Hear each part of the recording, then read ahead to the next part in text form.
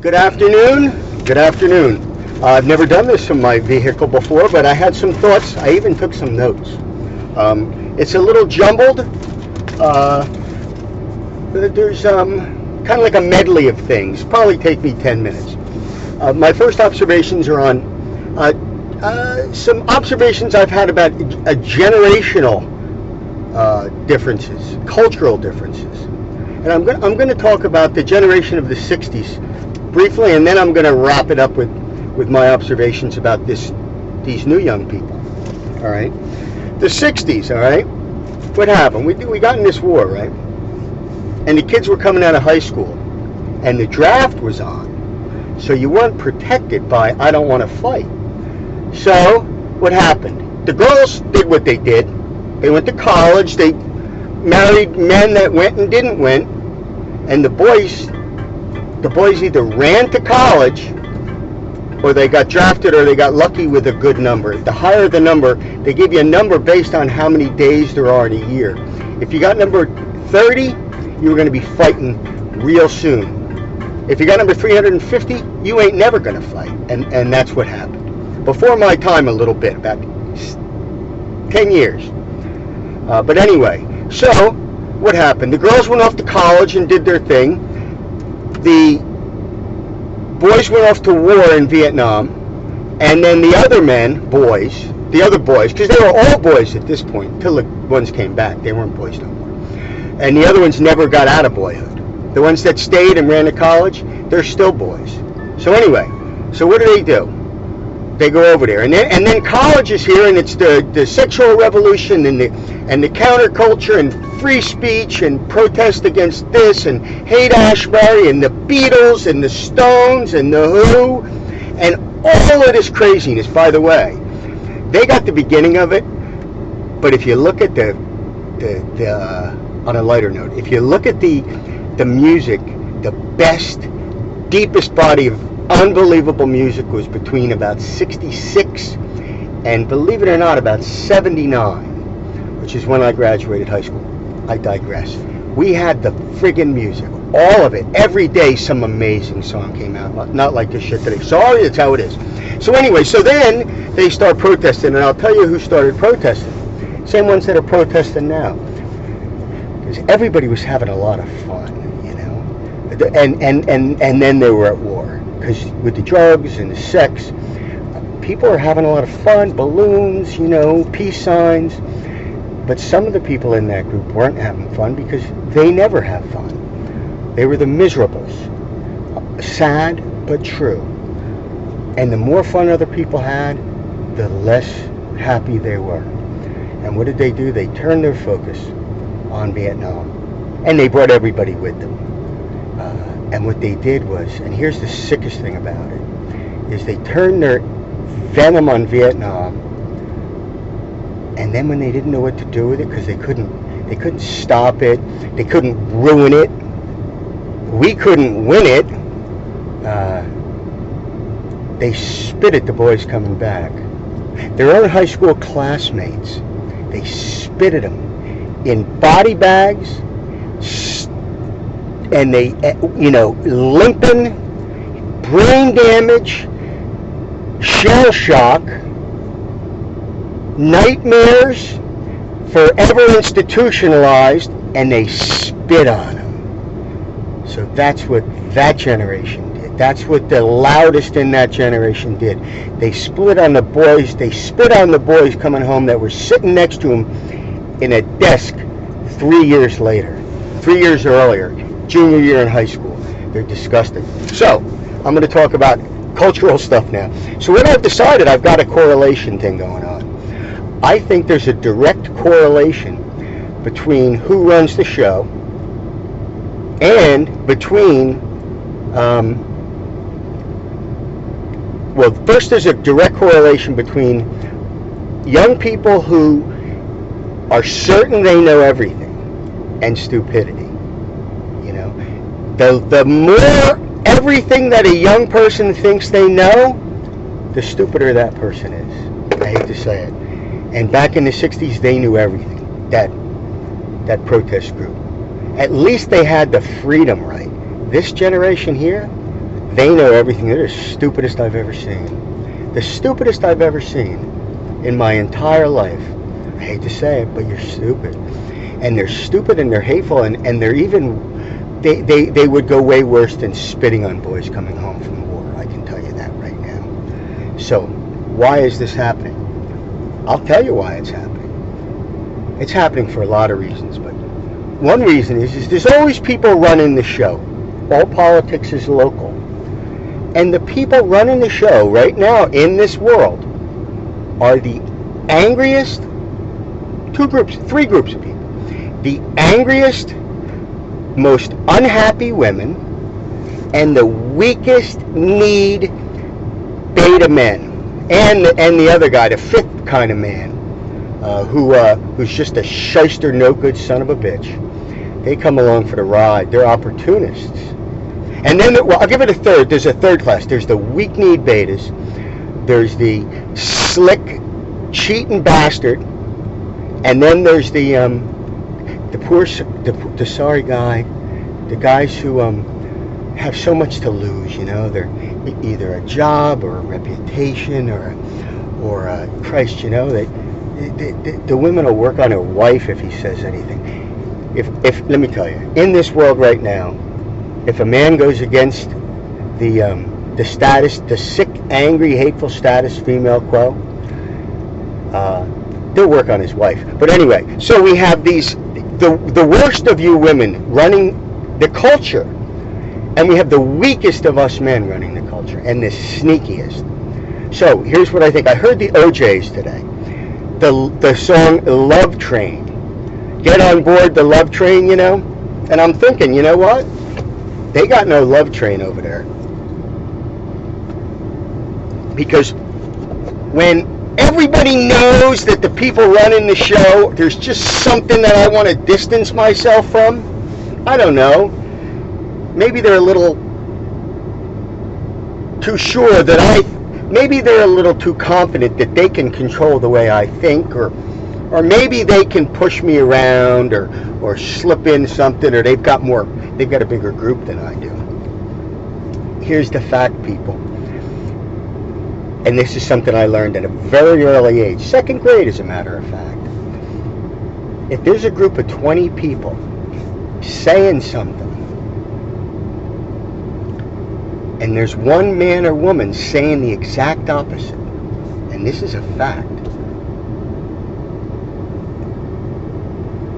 you can't assume that one person is wrong, because it's not like 90%. A lot of times in these kind of situations, the one voice, I'd say that's the 90%, because we're so sure, we're that one voice, guys like me. We know that 90% are being controlled by angry, hateful people to keep control over them and to get their vote and to whatever, to fight 75 different kinds of fights between all groups of people. So, the love train's over here. The OJ's love train. I'll post it after I do this video. Come on board, and here's what we'll do. We'll take right on over to the love train, to the honesty train. Get away from those people. If you do it in mass, they'll cower. Even if the strongest of you, and it's got to be women, but if the women do it, there won't be conflict. If the men do it, you'll have all sorts of conflict, because they ain't letting these men out of their grasp. I'm telling you. So anyway, but here's what'll happen. You guys will come over. Welcome on board the love train. Let's get this show back on the road. Okay? The girls, any of you, even the ones that hate us, because they'll cower and sulk. But guys like us, we won't let them hurt very long. We'll take them in. We'll take them back onto the love train with everybody. The only ones, and then after that, see, they come first. All the women come first. And then after that, well, we won't ask questions of the guys that were pinned down by this nonsense.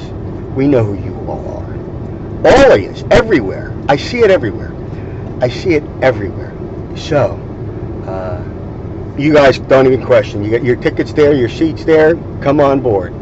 The beta boys, the weak-kneed yes men, you're going to have to wait a little while. We'll let you on sooner or later. But you know what? You got penance in my book. You got to pay your penance, which means you got to suffer for a while to put yourself through what we suffered through in this nonsense. You got to do that. And that other kind of guy, that fifth kind, because I don't know what the name of it is. There's alpha, beta, omega. It's a riot. There's 5 of us. And you know, I looked up females, and there's like 37 different kinds of females. You confuse us. So anyway, but you shouldn't. So anyway, so this the fifth kind, they have the alpha, and I've only met one in my life, by the way. I might have met others, but I didn't know. But let me tell you something. I like a lot of guys, but there's only one man in this county that I admire. One man in this county that I admire, and I ain't telling you who he is. Some of yous know, I'll bet you. But anyway, so where was I? So, and this fifth group, alpha, beta, omega, something else, and then the fifth one they throw in is the manipulator, the snake oil salesman. There's a man like that. They don't know any better. It's what they do. It's how they survive. So, but those guys, they're never coming on the love bus, the love boat, the love train, the love bus. They're staying at the station. We'll pass them by every year. We'll throw them the bird. We'll keep them out of government. We'll keep them out of, we'll keep them in check in the business world because there's too many of them guys. This fifth kind of guy, see what they do is the alphas and the men that are strong, like there's strong women and strong men. Don't you dare say that I'm some sort of misogynist. This is life and love, kids. Bullshit. Let me tell you something. This is sort of it. I love you all, but there's not a woman my size out there that can take me down. I'm sorry. There's just not. Not even today. But you have so many incredible skills that I could never do. So there, you know. You don't have to be better than us at our stuff to be okay. You're missing your stuff, and we can't even do most of it. All right. I went from wherever there. So, there's no time to waste. I'm telling you there's no time to waste. This mistake might not be able to be rectified because of the capability of the internet and power. Because the internet coupled with power is a very, very scary thing. I don't know which, the Egyptians, I've said this before, the Egyptians, I'm bouncing again. The Egyptians or the Romans, they had slaves for hundreds and hundreds and hundreds and hundreds of years. You know, like the Muslims do over there. They enslaved more Africans than we ever could have. And you know why you don't hear about it? Listen, my black American buddies, like I have my website, White and Black Conservative Men, and it's really, I'm really like a libertarian conservative. I don't want nobody in my business. So anyway, and the Constitution protects that. So in essence, I'm a libertarian, and I like the Constitution because it keeps you away from me. That's how we should think. So anyway, it's just a mess, you know. And the way that they, back in those Roman and Egyptian times, kept slaves so long, I bounced off some current events. I'll quickly back up. The reason why you hear so much about the slavery in the United States in the 1800s, and you don't hear about the way bigger slave trade from Islam down to Africa, You know why you don't hear about it? Because none of them survived it. They castrated all the men. Every slave they had, they castrated. Never be a fight against them. There was no generation to complain because they liquidated them. So that's Islam, all right? That's Islam. There's my little Islam spiel. But Nazis don't scare me as much as Islam, let me tell you.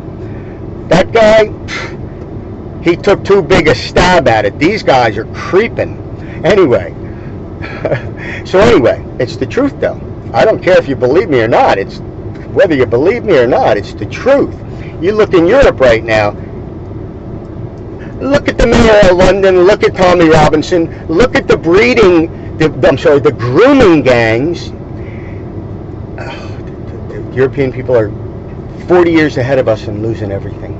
So you got to watch that fight. That's why it's so important for us to get back together. That's why I'm so passionate about this. But anyway, so they castrated them all. But the reason why, I got a lot on my mind today. I had problems at Home Depot with 7 different things. But anyway, the reason they could keep slaves so long back then is the people had no voice. There was no communication. They corralled them. They controlled them. They killed them. Dissidents couldn't get more than 5 of them together, and then they would crush that. But for the last couple hundred years, dissidents and people have had power. We can assemble. If they get control of the internet, that means if they get control of the internet and they get control of the government and they make people hungry, they will get 80% of the votes. We will never have a free society again. And it'll be so bad. We'll be so watched that 10 guys won't be able to sit in a room and talk to each other without somebody thinking they're, revolutionaries or something. So it's a concern. I don't care what you say. I've studied this. I watched this horrible things going on YouTube and Google and all these. Oh my God, these sites they're trying to control everything. They're the lousiest. The internet came out as free, and it's corrupted by those 5th type of men. That's who's running the show on the internet right now. That 5th type of man. And that worries me. That worries me. So, and here's one more. This whole angry women, weak men, and this slippery men running the show right now, it permeates everything. Groups, self-help groups, it's horrible. Athletic organizations, horrible. I watch people that they're so afraid. They don't know if they're just. I feel sorry for them. So I have decided to speak my mind at 57 years old, and it's pretty cool. Going for a swim. Thank you very much. Have a good day.